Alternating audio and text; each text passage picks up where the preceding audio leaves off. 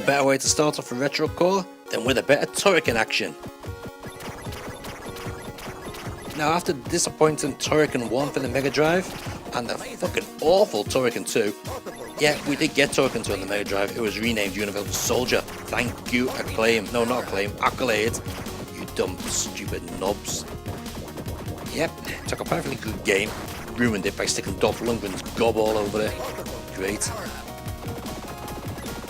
Anyway, so we sort of got Turrican 2 on the Mega Drive, even though it was a bit of a bastardized version of it.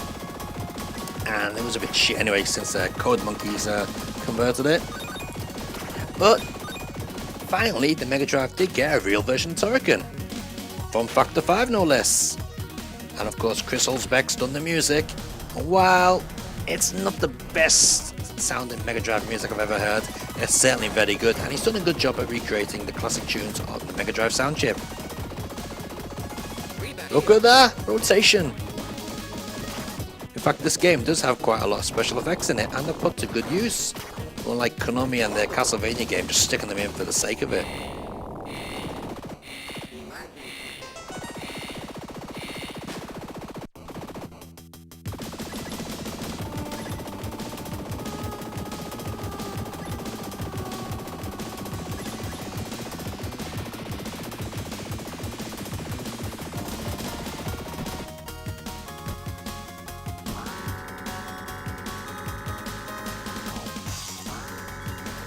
Now it's not all roses with Mega Turrican. For start, your sort of grappling hook is a bit awkward to use.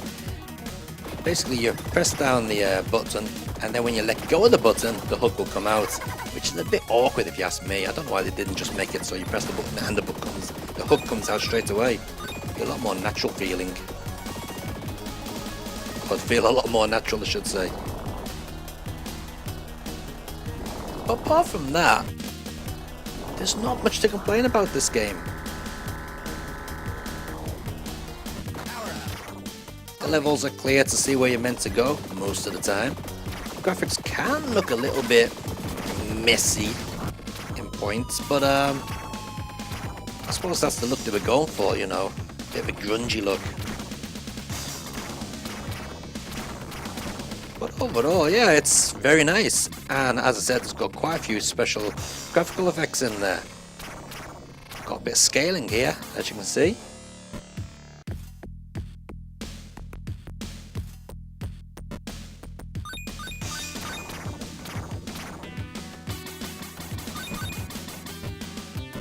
So far, everything you've seen up to now is just level 1.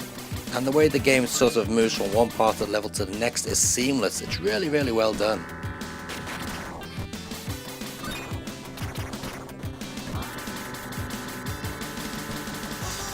As you can see, I jumped off that one then because I didn't want to get squashed against the roof like I did before. Yeah, there are one or two little sneaky cheap deaths in this game, but nothing too bad. So what I'm going to do now is I'm going to shut up and enjoy the lovely soundtrack from Chris Hulsbeck and enjoy the lovely graphical features of Mega Turrican.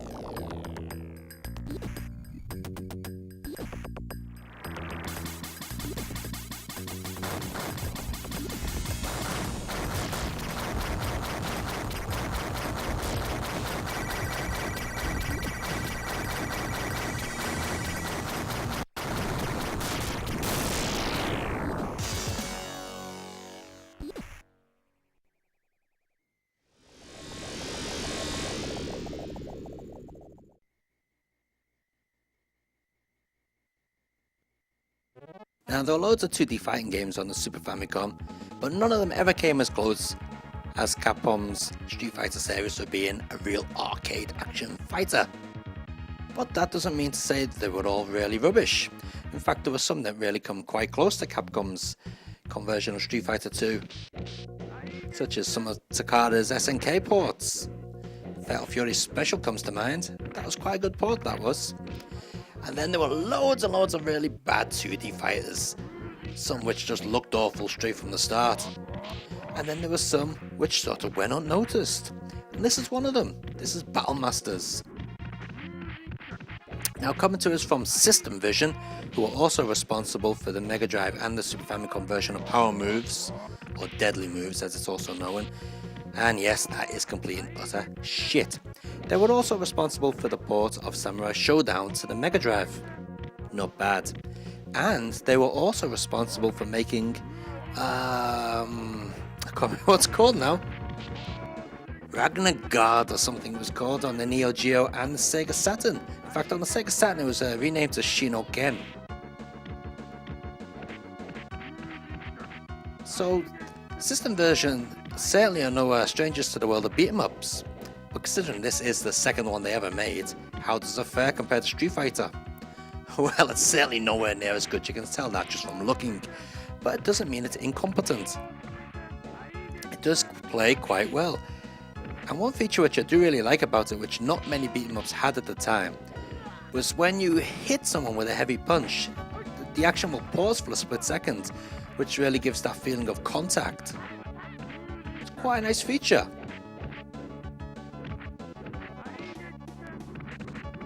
Okay, the move list isn't so big, and a lot of the moves are generic.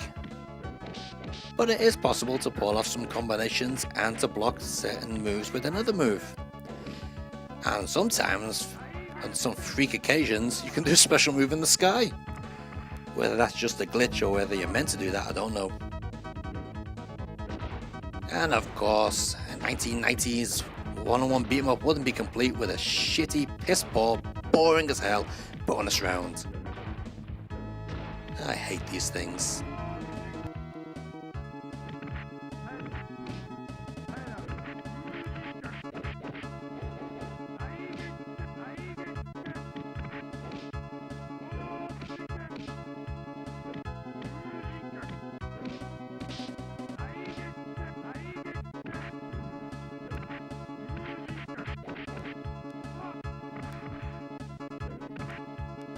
So if you're tired of playing Street Fighter and Neo Geo ports on your Super Famicom and you're looking for something a little bit more interesting, but you do like your 2D fighters, why not check out Battle Masters? I'm sure you'll find something of interest in there. It's quite enjoyable, to be honest.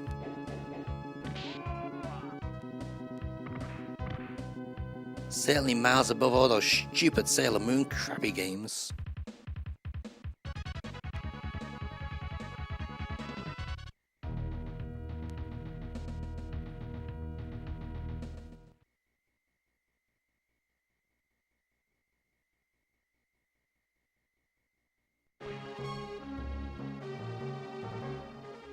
Now it's common knowledge that there is no such thing as a good Back to the Future game. For the start, the two on the Nintendo are complete shit. The first game, for instance, has you running around collecting clocks for fuck's sake. How generic's that and how unimaginative. And then you got Back to the Future Part 2 and 3 on the Sega Mega Drive, made by a Probe, complete and utter crap, and it's too bloody hard. Well, here we got Super Back to the Future 2 for the Super Famicom. Not a fantastic game, but the best Back to the Future game. Well, the best retro Back to the Future game. But does it follow the plot of the movie? Because the other ones certainly don't. Well, maybe the Mega Drive one does sort of. That's shit anyway. Well, yes, this game does follow the plot of the movie, and it follows it very well. So you start off in the future 2015, following the little cutscene where Doc Brown takes Marty and his girlfriend Jennifer into the future.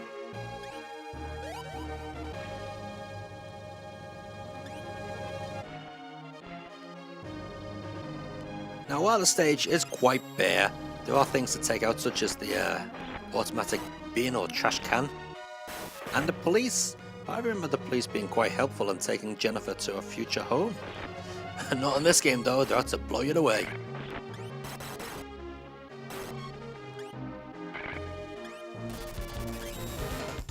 And of course, you've got to have Future Biff, haven't you? In the Cafe 80s. I wonder if that's meant to be Michael Jackson on the monitor. And Ronald Reagan in the background.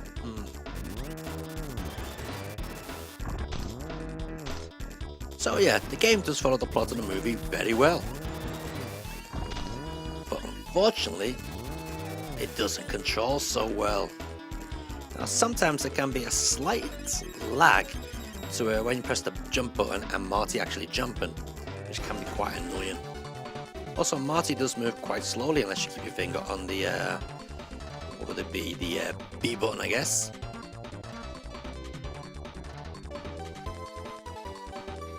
And unimaginatively, to kill people, you jump on the heads. Yes. Just took out one of Future Biff's bitches there.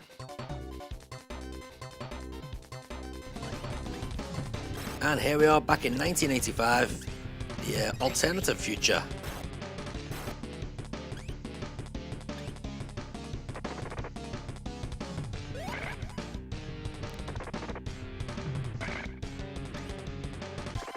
Now to be honest, it wouldn't be so bad if it was just a slight lag on the controls, which was the only problem in this game. But unfortunately, it slows down like hell as well. You can have absolutely nothing on the screen and the game will slow down to a complete crawl, which can be fucking annoying, I tell ya. It's just basically bad programming. Okay, taking out 1985 Biff, the corrupted one. He was easy, just electrocute the bugger. And of course we're going back to 1955. So yeah, just follow the movie.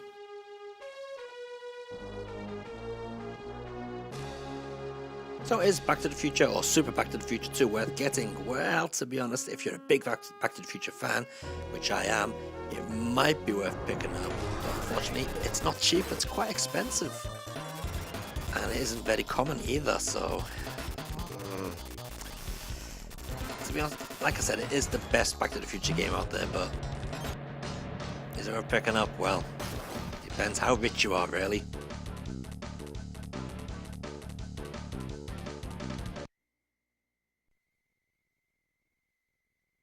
Well, you wouldn't have thought it, but Taito actually managed to bring Night Striker to the Mega CD. And to be perfectly honest, they've done a very good job. It's got all the arcade introduction sequences, it's got all the stages from the arcade, and it's even got the original arcade soundtrack, plus a brand new rearranged soundtrack. You couldn't ask for more, really, could you?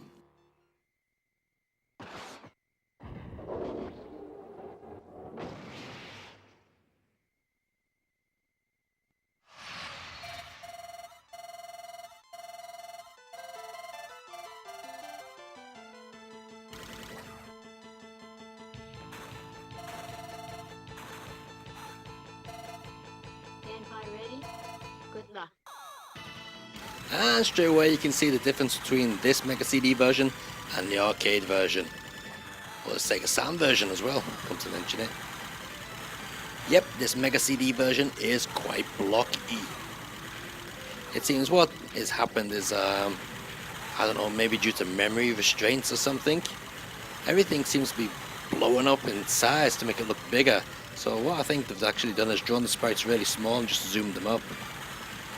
Which unfortunately, while it's keeping the speed of the game looking really nice and keeping it very original to the arcades, it's sort of made it look a bit on the crap side. But mind you, if you don't sit on top of the TV, it doesn't look that bad, honestly. It does look quite good. In fact, if you're watching this on YouTube, it probably doesn't look as blocky as it does on the actual game.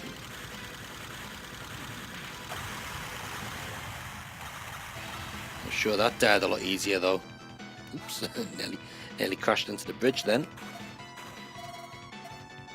This is also one of the very few games that work with Microsoft's analog control pad for the Sega Mega Drive. I can't remember the name of it now. XMD something maybe, or that. I really can't remember the name of it. But there are only a few games that do work with the analog control pad, and this is one of them.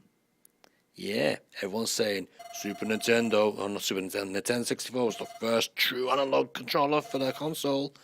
Was it bollocks? In fact, they had them out in the 8-bit days as well.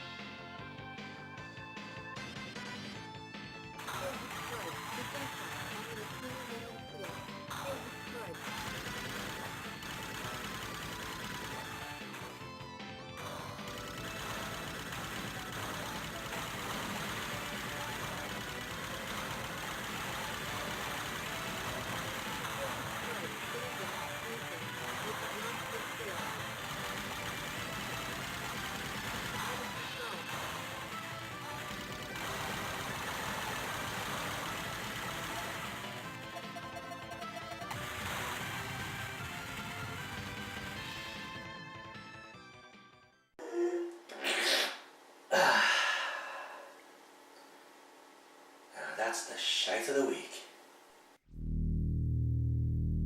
Oh, Razorsoft. You see Razorsoft, you know you're going to be playing some sort of shit. This is Techno Cop for the Mega Drive. Actually, it wasn't produced by Razorsoft, it was produced by Punk something or other. Can't remember now. But Razorsoft released it, and basically anything they released or made was shit, including this, even though they didn't make it, as I said. But they certainly released it. Come to think of it, a bit like Acclaim, really. All the stuff they released and made was shit as well, well, in my opinion it was.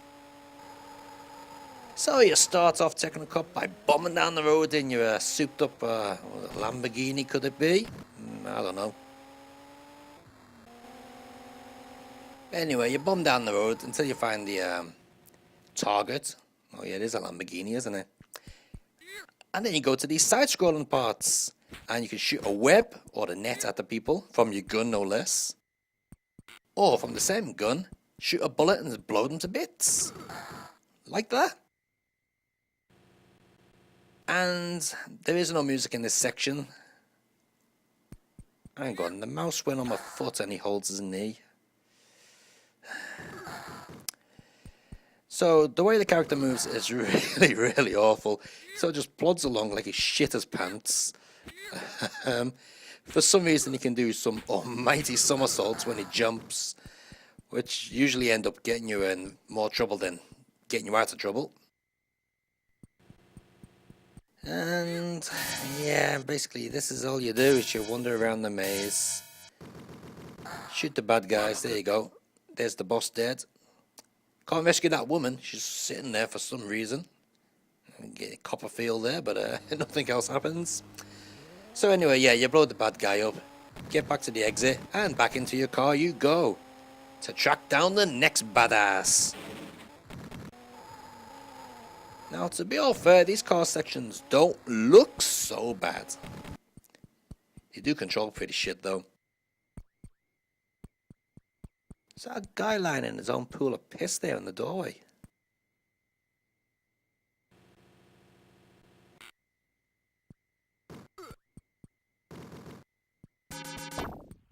Now, what the fuck is that meant to be? God knows. It looks like some... fuck knows. Don't know what it is. Oh, he's sitting in cabbage by the looks of it. Bloody hell.